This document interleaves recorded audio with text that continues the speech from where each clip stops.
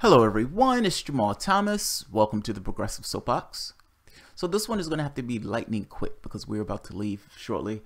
But I saw this article and I wanted to talk about this because I thought this was interesting. The article is basic, but I thought the topic totally was interesting. Let me check my sound first. I always do that. I try to perfunctory. Yeah, good. Perfect. So Hillary Clinton made some comments while she was traveling. I don't necessarily know why she was traveling, but she was traveling for some reason. This entailed her falling down the steps in one case, which was somewhat hilarious, even though I felt bad for laughing at that. Other people put that fall in a loop with the blooper reel associated with it. It's hilarious.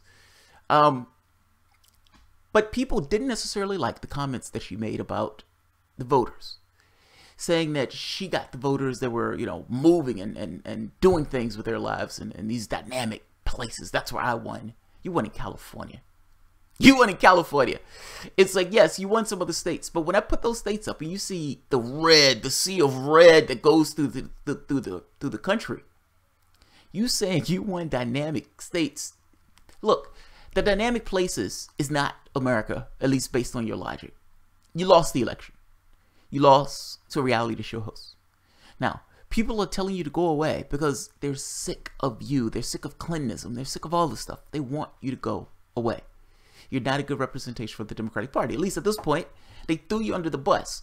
When Donna Brazile came out, and Donna Brazile essentially said the Hillary Clinton campaign was running the DNC, and Donna Brazile put all that business. Now, mind you, that stuff had already been out in articles, like in Politico and Counterpunch had already talked about the campaign finance laws being broken.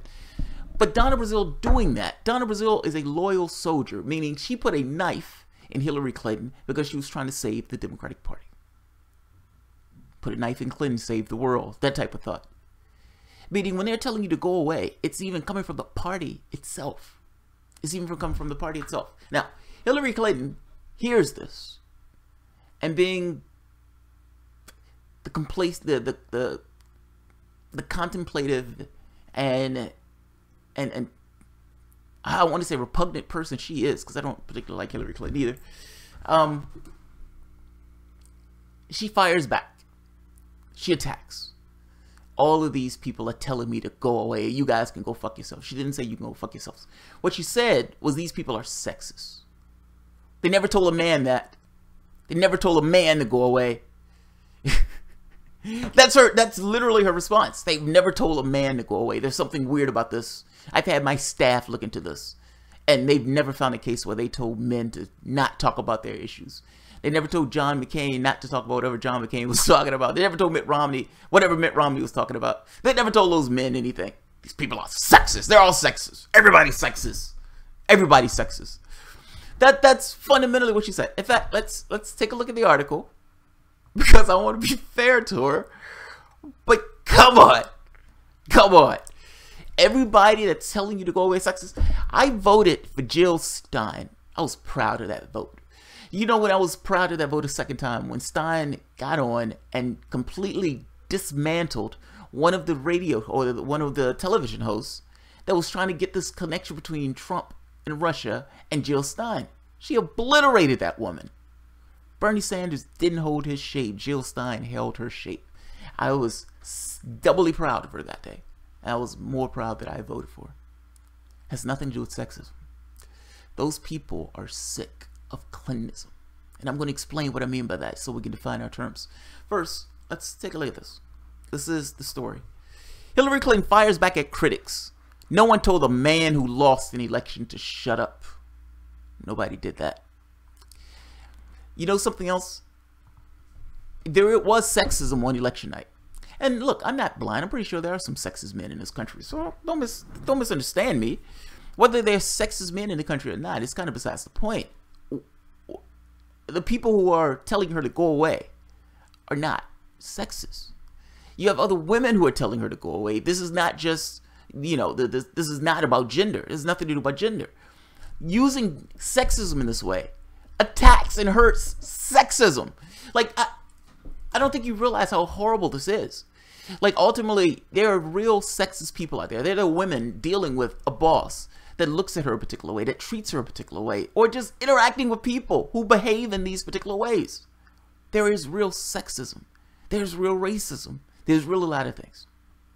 The question is that the thing that's acting here? Is that the main ingredient to the attacks of people telling you to go away? And if it's very clear that it's not the main ingredient and you're using this purely to try to deflect from these people to tell you to go away, you do sexism a service. You do women a service, a disservice. All of those speeches you've been given talking about you're part of the women's rally, throwing sexism out there like that works against the cause. The reason why I don't call a lot of stuff racist on my show is few and far between. I think I said Donald Trump is racist, but it's few and far between I use those terms, and I try to give the benefit of the doubt because I don't like to go in those directions.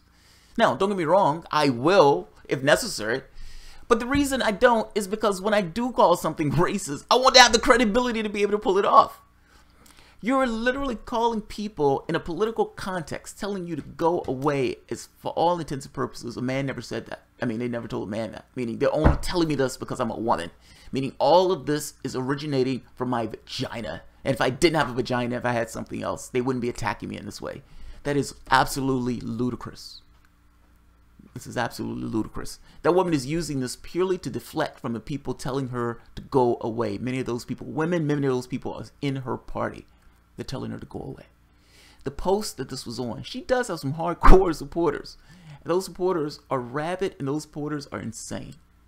Those supporters are insane. Let's take a look at the article first, and we can talk about what I mean by Clinton-ism after the fact. I'm sorry, Clinton. This has nothing to do with your sexism. By the way, there was sexism on election night. Do you remember on election night, and it's reverse sexism. It's something that they gave Hillary Clinton a pass on that they would have never given a man a pass on. That if it was Trump or Romney in that situation, they would have never given them a pass on. They would have hounded them like nobody's business. And they gave her a pass on this. The night of the election, Hillary Clinton loses her reality show host. You have a bunch of Hillary supporters that thought they were going to a coronation because Huffington Post told them that they were going to win by 98% to 2%. Or there was a 98% to 2% chance that Hillary Clinton was going to win. So they went expecting a coronation, and as reality slowly drifted onto their face and they started to see, oh my God, she lost. Miss Inevitable lost. And some of them wept as they walked out of the room, not knowing how to take that, and now understanding that, oh my God, Donald Trump is the president of the United States, and they may be locking this woman up. Hillary Clinton didn't give a concession speech that night. Do you remember that? She did not come out for a concession speech. Now, I thought to myself, oh, I can understand that. But why can I understand that? Why should I understand that? I shouldn't understand it at all. If it's not something that I will tolerate from Mitt Romney, or something I will not tolerate from John McCain, or something I will not tolerate from if Donald Trump had lost, you shouldn't tolerate it from her. Like, what's different in this equation? Why is it okay for her to skip on the confirmation speech? And I know this is a side thing. I'm making a point that the racism, or the sexism in this case, was the opposite. It was people giving her a pass because she was a woman, and they felt bad for her because they thought she probably thought she was inevitable. This probably hurts a lot, so we're going to give her a pass that night. They would have never given any Republican a pass on that. They would have never given any man a pass on that. Just saying. I'm gonna throwing sexism around like this. Hillary Clinton is striking back at critics telling her to shut up following her loss in 2016 presidential election, saying they never said that to any man who was not elected. I was really struck by how people said that to me. You know, mostly people in the press, for whatever reason, mostly, go away. Go away, Clinton said Thursday during an event at Rutgers. She must have seen my video. She must have seen my video. That's what I said. And I had one of those young people who works for me go back and do a bit of research. They never said that to any man that was not elected. I was kind of struck by that, Clinton said. Clinton's remarks came in response to a question from Ingleton Institute of Politics Director Ruth Mandel about former Democratic nominee's reaction to those who say she should get off the public stage and shut up. I'm really glad that, you know, Al Gore didn't stop talking about climate change, Clinton said to Applause. And I'm really glad John Kerry went to the Senate and became an excellent senator for the state.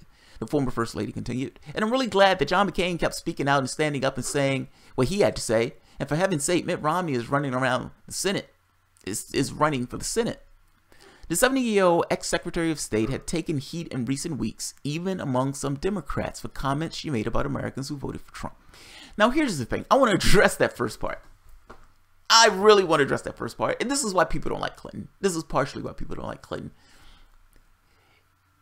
Al Gore, yes, Al Gore didn't shut up about climate, but Al Gore didn't write a book explaining what happened and then jump around the country explaining to people what happened and trying to explain how she lost to reality shows. Nor did Al Gore write a book blaming everybody else for their own fuck-up foibles and failures. That never took place from Al Gore. Now, if Al Gore would have did that, I would imagine some people might have told Al Gore to shut the hell up. It had nothing to do with him being a man. It had nothing to do with his penis. It had everything to do with Al Gore not writing a book. It's talking about what happened. What happened? This is how I lost a reality show host. That never happened. John Kerry never did that either. Nobody is taking issue with you from the standpoint of if you ran for Senate, if you ran for dog catcher, nobody's taking issue with that. What people are taking issue with here is you jumping around the country, opening up what they consider to be old wounds. If you're a Democrat, you want to try to mend the gap. Now, if you are trying to mend the gap, having Hillary Clinton hopping around the country is not the best way to mend the gap. She is a lightning rod for dissatisfaction, and people hate her guts. And the more that she talks, the worse it will be for her and the Democratic Party, because she still affiliates herself with the party. John McCain never did that. In fact, John McCain was talking about Hillary Clinton's book and talking about her book tour. He was like, yeah, at the end of elections, sometimes you probably should just go away. Like John McCain. His answer was awesome. Again, I don't like John McCain, but I love that answer. He's like, yeah, my dear friend Hillary, at times, sometimes they need to know when to just go away. Mitt Romney, again, never wrote a book explaining what happened. Never did. Nobody's taking issue with you in public life from the standpoint of you running for office or doing something like that. Fact is, I don't know what your issues are. I didn't know what your issues were during the election, to be honest. As far as I can tell, people were with her. This was all about you. It's nothing about the country. So nobody's taking issue with you if you were talking about a particular issue. I don't know what the issue would be. Nobody's taking issue with you if you're trying to run for office or Congress or something like that. Good luck.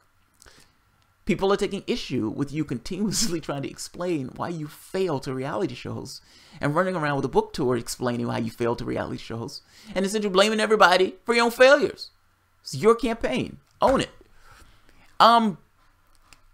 Look, what I mean by Clinton-ism is this kind of style of politics, this breaking of the New Deal Democrats, where you didn't have Democrats who were, antagonistic to Wall Street, who were antagonistic in some degree to business, were associated with labor, worked hand in hand with labor. It wasn't this kind of relationship where they're protecting labor and labor is terrified of the boogeyman, so whatever Democrats do, they get away with.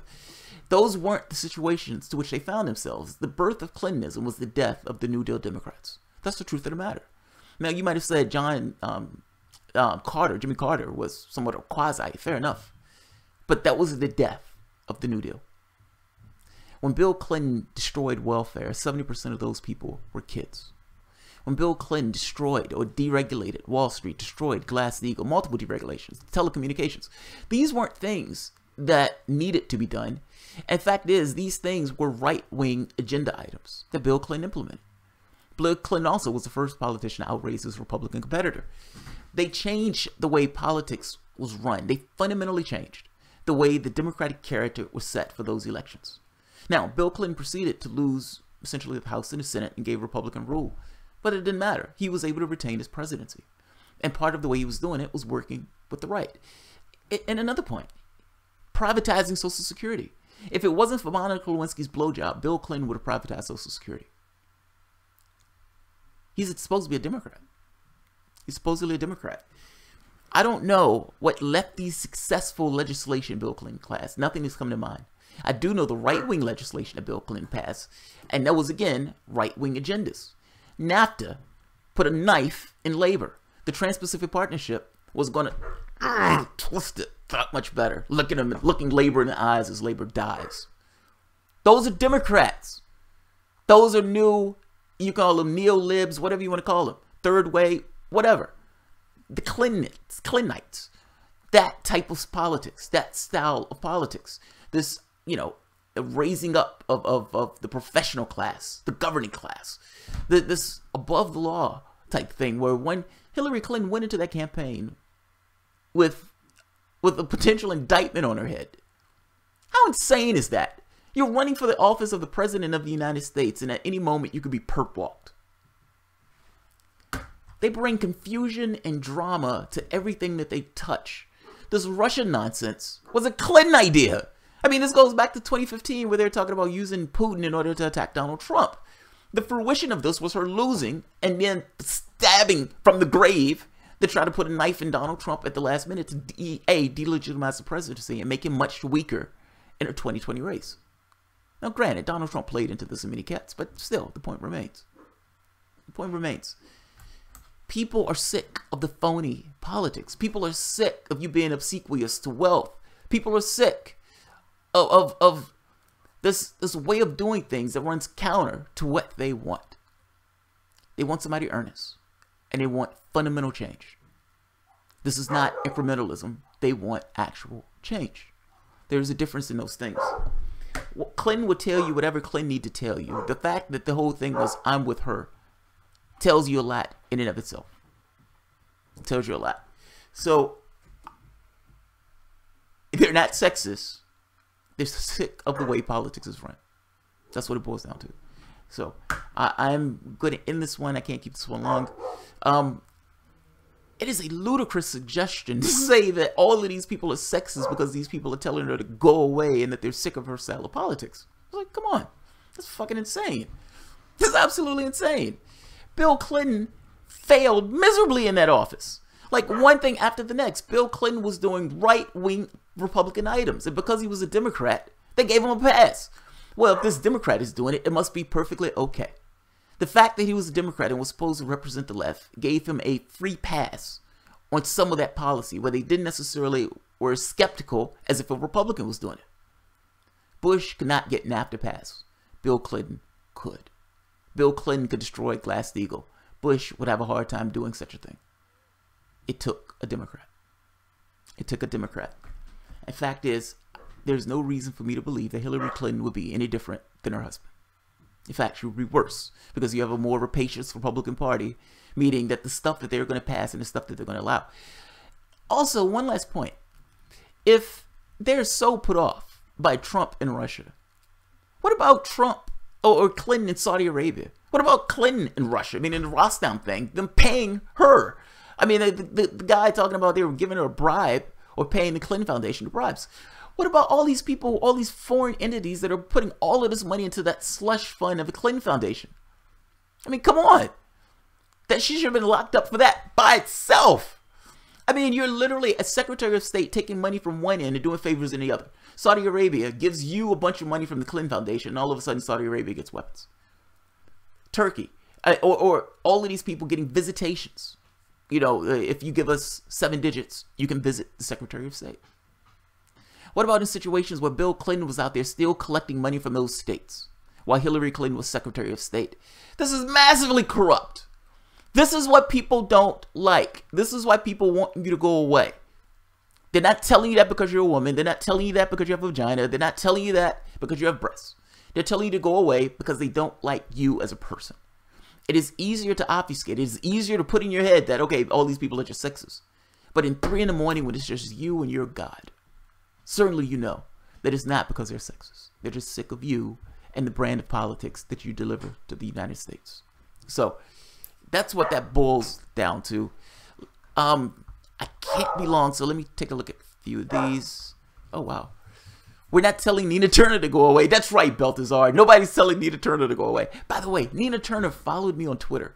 I was like, holy shit, Nina Turner followed me on Twitter.